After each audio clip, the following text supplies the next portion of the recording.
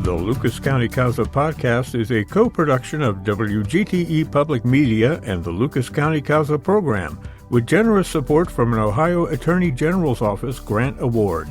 More information at casakids.net. Welcome back to the Lucas County CASA podcast. I'm your host, Andrea de la Roca, CASA's Community Engagement and Volunteer Recruitment Coordinator. In our last episode, we heard from two of our newest court-appointed special advocates, Beatriz Garcia and Maria Spasovska. They share what led them to this work, how the training experience impacted them, and what it means to step into the role of a child advocate. It was inspiring to hear their passion and commitment firsthand. If you haven't listened yet, go back and check it out. Joining me today are four incredible individuals who have been part of the CASA program for over a decade, and in some cases over two. These advocates have each played a vital role in giving children in Lucas County a voice when they needed it the most. I'm honored to welcome Dr. Vincent Riccardi with 24 years of unwavering commitment and advocacy for 24 children. Kathleen Harris, who has served as a CASA volunteer for 12 years and advocated for 68 children. Kristi Rose, with 22 years of service and 42 children supported. And Maria Gonzalez, who has spent 23 and a half years as an advocate, standing by 69 children. Together, they represent over 80 years of collective advocacy and a total of 203 children served. Today, we're taking time to hear their stories, their reflections, and the wisdom they gained along the way. Let's start from the beginning. What first inspired each of you to become a CASA volunteer? What inspired me was the fact that being a Lucas County Children's Services foster parent already, I was able and fortunate and blessed to see through the courts, because I also was working with the courts at that time too, that there was a lot of changes within the lives of the youth that we work with. Caseworkers, no disrespect or anything, move around. And I was seeing, I had 4 boys in my home at that given point in time. And within that time period, they had gone through like 3 or 4 caseworkers at the same time. Hearing their voices saying, hey, why do we got to tell our story again to another person, kind of like really, really touched me. It's like, that makes sense. You got to keep on going through the trauma, the conversation, and I was feeling some of their pain. So with that being said, there was a CASA that was present, and she in turn, we had sidebar conversations, and she goes, you really feel committed. Why don't you find out about it? So in turn, Judge Flores at that time was the head of the judge, and Judge Ray. And I was doing some counseling and some advocacy for some of the youth already, kind of like took me on board and said, Vinny, I think you need to do this. And here I am, still doing it. When I retired, I wanted something to do, and I wanted to volunteer. My daughter was in children's services. She was a foster parent. And I asked her what would be good for me. And she said, you'd be very good as a CASA, because she loved her CASA. And so I called the office, talked to Judy, and I went into class as soon as there was an open class, and I've been a CASA ever since. Well, I was reading an article on an airplane, and it was an article about a child in Florida that was abused and lost in the system, and they ended up finding her on the side of the highway here in Ohio. And the article was saying that, had she had a CASA, she wouldn't have gotten lost in the system. So I said, I have to do something, because I always had a heart for children, and I've been over the youth at my church. So I said, I have to do something. So I looked into the CASA program and been in it ever since. Well, in my case, I didn't know, but I had suffered abuse as a child. But of course, in my days, it was called discipline. But when I became a mother, I decided I was not going to inflict that pain in my children, and I stopped right there. So when I came to Toledo from Puerto Rico, good old-fashioned way, I was reading the newspaper, and there was a small note saying that CASA was going to start a class on child abuse and neglect, and something spoke to me. And I called the office, the CASA office, right away. Do you remember your first case? Believe it or not, I cannot. I try to think back. It's been so long. And a lot of cases actually blend together sometimes, unfortunately, sad to say, because some of the issues and problems could be, similar. You lose track of the names. You don't forget the faces, that's for sure, but you do forget some of the names. So I have to be very candid and say I don't remember my first case. All I do remember is being in that courtroom. I was shaking like a leaf, and meanwhile I had been in and out of that courtroom several times already on behalf of my foster sons, who all had issues anyway with juvenile delinquency and what have you. So having to put on a shirt and tie and then represent the court itself was, a different experience, and I was nervous.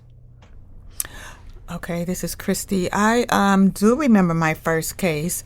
The little boy was 9 months old, and I was leery about stepping in because, it's such a new experience, and you really want to help the children. And I didn't know if I was, capable of doing it. But I had my confirmation is when I walked into the house to meet this 9-month-old boy, he put his arms out to me. He just stretched his arms out, and I picked him up, and I'm like, yep, this is where I'm supposed to be. Mm-hmm. And luckily, the boy is 20 years old now, and now he's my godson. So, and he's doing well. He's out here. He's finished school. He has a job, and he's doing really well. And he's just like part of my family now. My first case was a young man who neither parent was going to be successful, and all of a sudden from the back a paternal grandparents came, and they owned a bee farm, and my young man was so interested in it, and every weekend when he went to visit, he would come back, and he just so wanted to live with them, and that ended up happening. The paternal grandparents ended up adopting him, and it was a good outcome. And it just encouraged me to want more when you see someone so happy. This is Maria Gonzalez. I remember my first case because it was given to me right after the swearing ceremony in the courtroom. At that moment, it was like I have to go through all the files of all those months of learning and preparation. It all came together. It was a very special case to me, not only because it was the first one, but because the family was very difficult to locate.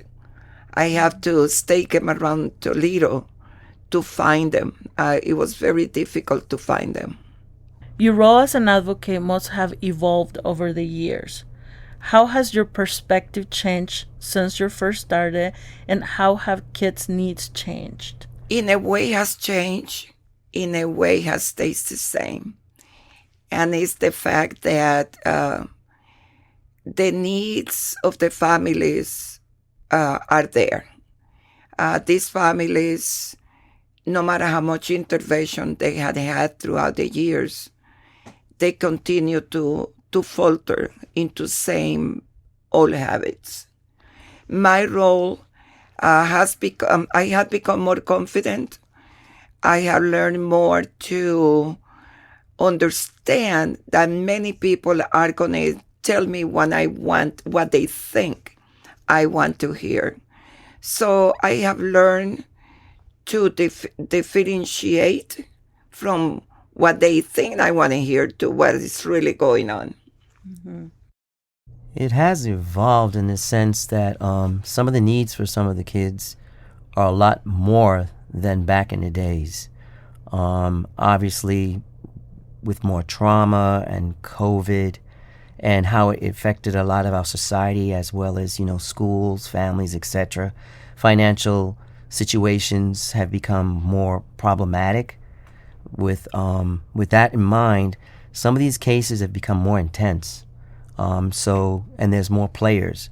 Back in the days when I first started, all you would have conversation would be generally your generic school, family members, other family members, if there were any involved, maybe some therapists, counselors, teachers. While now there's a plethora of other people. You might have a counselor here and a counselor there. You could have several teachers because of some of the transition going from school to school. So that in itself has made it more difficult to make sure that you get that. One of the things, speaking on my part, is I know that the ladies that are here, they've had more cases than myself, and yet I've been doing it longer, is because me being a foster parent, I still have to run around with some of my foster sons and do some of the stuff that I do as a CASA, and I have to keep myself committed to the youth that I'm the CASA for. So I generally take an intense case, a teen, and I work with them because I know the systems, because I'm part of the system. This is Kathy. I have seen so much success as a CASA that it encourages me to continue on. And I've had 68 children, and every one of them has just been wonderful to work with. CASA office is wonderful to work with. And I would just say it encourages me. Each case encourages me and makes me want to really help a child. Yes, I totally agree and piggyback off on what she says.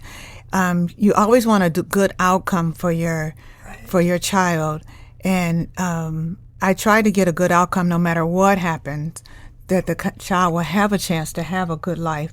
So I think I agree with you. The more good outcomes you can, it does encourage you to take the next case and the next case. And sometimes you don't get a good outcome, but you still strive to have a good case and have a good outcome. And it just makes you want to do another case. It really does. Now, do you work, are you employed full-time? Are you retired? I'm retired, been retired for 15 years. And that's when I first started looking into volunteer work. I am a flight attendant for Delta Airlines. And when I first started this in the CASA program, I really didn't think I would be able to do it because of my flying schedule, and that was the only thing that was holding me back. But the CASA office assured me that, that they would work around my schedule, and also when you get a case, they give you the dates of when you have to be in court a year ahead of time. So it was very easy for me to get the days off I needed to attend court. Well, I am the director of the Believe Center, so that in itself, we have mental health. We do community navigating. I'm a representative for the Hispanic community, being the fact that I am the president of the Latino Alliance of Northwest Ohio, and I also sit on the Hispanic Chamber and a few other boards. I help open the first charter school. With all that being said, I've always been involved in the community, so I actually have the pleasure and the luxury, not to sound selfish, but I will be, that I can cross some barriers that other people are not accustomed or just don't know the players. In Lucas County, one of the best things is to make sure that you get your face known. I recommend to any new CASA is make sure that you kind of have that conversation with other people, and don't be afraid, because everybody is willing to speak with you in regards, especially when it comes to our kids, because as a community, we want to make sure that we have healthy kids. This is Maria again. I am officially retired, but I'm not retired. The moment I retire one thing from my agenda, 10 more step up to fill in. But CASA would always be my number one priority. Even though I don't work for an employer like I used to do for the University of Toledo, I do have a couple of businesses that I run. I'm very involved with the community. I do a lot of volunteer work with local nonprofits like the Sofia Quintero Center, the Believe Center, Cristo Rey, which is a Catholic organization. And we do many things for the community and in the community. You all witnessed so many moments, big and small. Can you share a time when you felt the impact of your work? Oh, I've been fortunate and blessed that I've seen a lot of positive stuff. I'll share one story that really caught my heart is I had a family. It was a case of two young men. They were being shifted back and forth, relatives and what have you. And coincidentally, I found out that I knew one of the relatives in kind of a distant way because I was working in one of the schools. So in turn, I kind of had some more conversation. The boys were constantly AWOL. Here it is. I was telling the CASA office, I can't even interview the boys. I don't know where they are. They don't go to school. They're not home. And it was problematic. So long story short, what happened is, being that I was able to have communication with a distant relative, and actually she was not a blood relative, I was able to find out where the boys were, so I kind of infiltrated and just popped up where I suspected they were, and they were there. Well, where they were at, there was a handful of young men that I knew because I had been working at the Boys and Girls Club back in the days, and they were all in there, so they came out, "Hey, Mr. Vinny." And that was very positive because the boys were very leery of talking to any stranger. But because I had gotten a blessing from the youth that were sitting there, they began to "Oh, well, that's Mr. Vinny. Oh, you know him?" And so I was able to start my interview process and, take them out to McDonald's and continue what I needed to do. Well, the best part of the story was they continued to move back and forth. They didn't like the foster homes that they were in. And one of the young men kind of caught my heart, and he just came out and he's like, "I'm just going to keep on running." He was 16 at the time, and he goes, "I only have a short period of time. I just want to make sure my little brother's safe." The little brother was placed with a relative, but I couldn't get the 16-year-old really to be stable. So with that being said, it's he just kept on going back and forth, but I always found out where he was. So I had a conversation with my supervisor at the CASA office, and I said, I've come kind of close with him, and I think I'm going to need to remove myself from the case. Because what happened is, his parent even approached me and said, you really should be the guardian of this boy. And I'm not talking about through the legal sense as far as the courts are concerned, but can you raise our child? I felt honored at that given point in time, and he began to actually call me Pops in conversation. And I removed myself from the case, and I took legal custody of him, and I became his dad. Wow. Good story, because what happened is he finally was doing right, didn't skip school, went to school, I got tutoring for him and everything, and he's in the Navy right now. So he's doing really well. So that does show that, we do make a difference. Yes, yeah. Wow. Thank you. Yeah. Thank you. There was a case that they appointed me from the bench. They called me because the mother, the child spoke a little English, but not the mother. It was a family from Guatemala, and they were asking for asylum. Somehow they ended up in the system, and they called me to assist. So what they wanted was for them to just have the family deported. And I really felt strong that they should stay because they were having an interview with immigration. And if they left, they would have missed that opportunity to be granted the asylum. Thankfully, in my report with my recommendations, the judge saw my point of view. The family was reunited, and they were sent to the city where they were supposed to have the hearing with immigration. This is Kathy. I think the one thing that was very memorable to me is a young man. His parents wasn't really involved, but we started looking and finding other family members, and then he was able to visit them on the holidays and stuff. And I was an advocate for that because I think it is so important that family involvement to any child and any family member generally, hopefully, is a positive member. And we really, on the holidays, he was able to spend time with extended family members. Mm-hmm. And I think that was very encouraging to me. And yeah, very encouraging to me. Mm-hmm. Okay. So that helped you to keep that going. Helps me, yes. Yeah. Well, I had a case with 4 kids where the baby was beaten by a stepfather to death, and on Christmas Day, and there were 3 other siblings, and we didn't know who the father of the 4-year-old was, and we didn't know, and the father of the 8-year-old was right here in Toledo, but unfortunately he died by a freak accident with a gun being shot off, and he ended up dying. So that little boy, he really didn't have anybody to go to, so he went to his grandparents. The 4-year-old, we found out that his father was in California, and he never met him. So we had to work with the case where he had to come back and forth and get to know the child and form a relationship.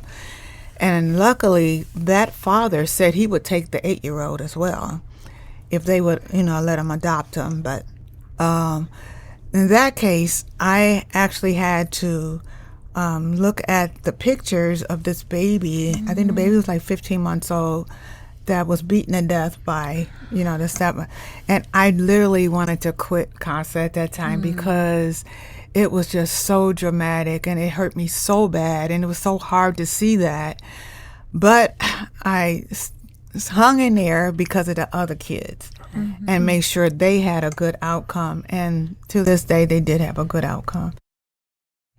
We know this work can be challenging. What have been some of the toughest moments, and how did you keep going? There was many tough moments. I think, sometimes when you go to, I don't want to call it a home visit, but when you try to find out where they're at, other relatives and stuff like that, sometimes some of the conditions can really hurt you.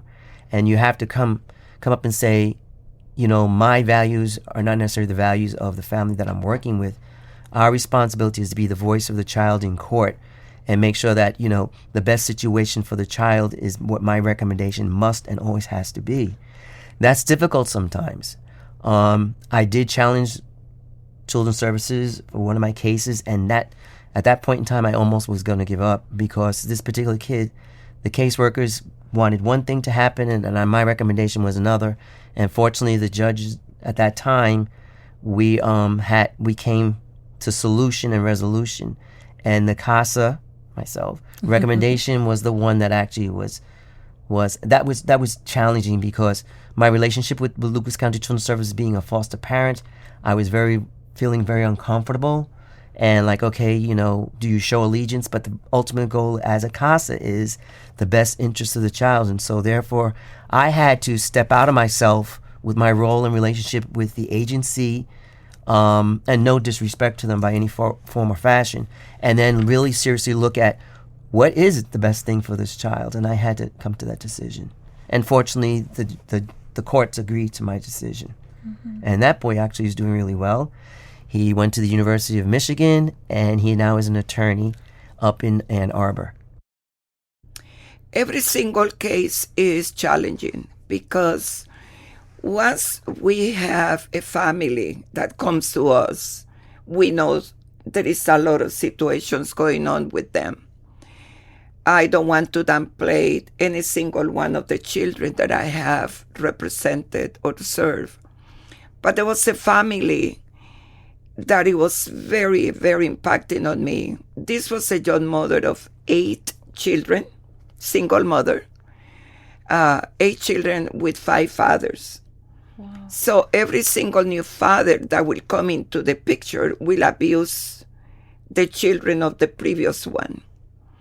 And the latest father, he sent me a note through the community that he will make sure I will not come around snooping into his house or around his family. That really shook me because he knew he could do harm to me. Mm-hmm. And of course, CASA volunteers aren't doing this alone. How have CASA mentors, coaches, or staff supported you through your journey? This is Kathy. I've never called the CASA office where I couldn't get a question answered. Someone in the office knew it. And I'm very, very thankful for the CASA office. And in fact, I do dinners on class when they're starting a new class.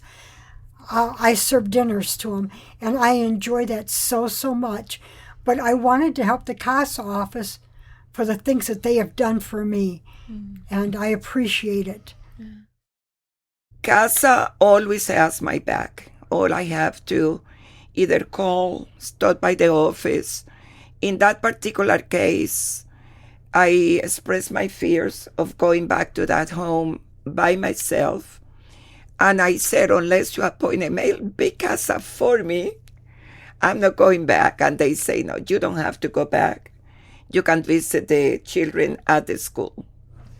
I know one of the things that, being that I've been involved with the courts, and I did work with the courts, so therefore I was very familiar with the system. I already was very familiar with the magistrates. So going in and out of the courtroom, I just pretty much knew what was needed of me. When it came to be the formal CASA report, that was problematic because I am not a computer person by any form or fashion. So that was problematic, and especially now when we became even more in regards to that. So I was fortunate that the CASA office would be able to actually look at what I did, edit, clean it up, so to speak, if we can use that term. As far as following through with some of the cases, like I shared earlier, there was one that was almost problematic, and I had to really look inside myself and make sure that, I was looking for the best interest of the child without putting myself with some of the, I said CSB at that time, who is not pro my recommendation. So the CASA office, Abu Daraj at that time, thank God for her. And now she's obviously a magistrate. She was kind of my confidant in a lot of times because she was also an attorney with some of my other cases for some of my foster kids. So I was able to spring some stuff with her. And then when she came on board, it's like, oh, this is a blessing. The office at whole always has been very supportive. I can't say a name in general, just to pick out one. Whenever I needed anything, I had it.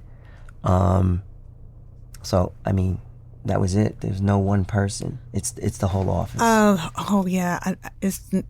I just don't have the words for the CASA office. I call there and they know you by name.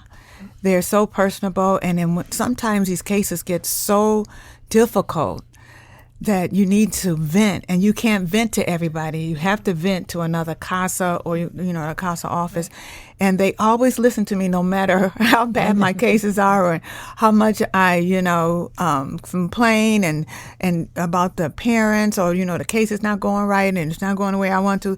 They're always there to listen. And I call them from anywhere I am in the world, and they will answer my question for me. They are and if they can't get the answer for you, they will get back to you. And even the lawyers there, the CASA attorneys, they're so willing to help and will give you ideas and suggestions of what you can and can't do. And they're just a great bunch of people. I just love the CASA staff. They're wonderful people. Thank you. Yes. Thank you.